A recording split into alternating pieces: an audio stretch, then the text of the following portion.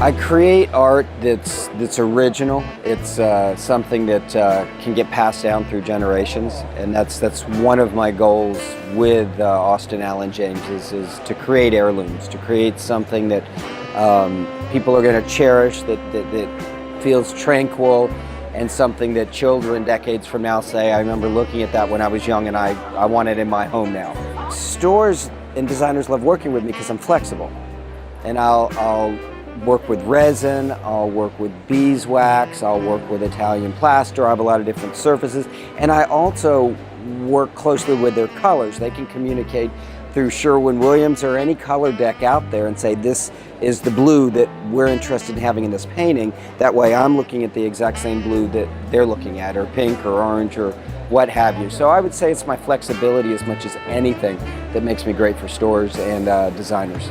When I first started painting, I really was just working with resin. So I can break a lot of rules.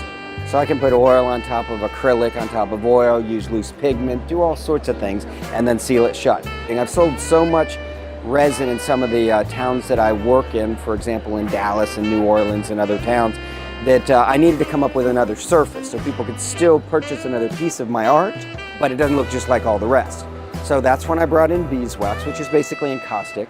The Greeks painted that way 2,000 years ago.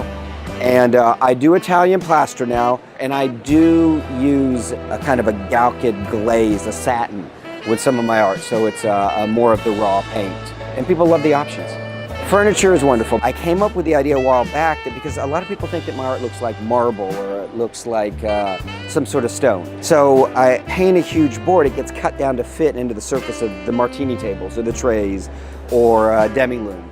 And it's really popular. The Melody Box series is popular for a few reasons. One, it's a simple painting, and some of them are 3 inches deep so they can sit in shelves, so it becomes more of an art object.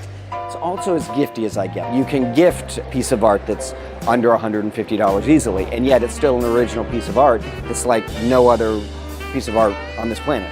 People love the fact that it's original art, and so there again, it's an heirloom item. It's something that could get passed down through the generations because it was made by humans and it has original art in it, and it's signed and it's got documentation, all that good stuff.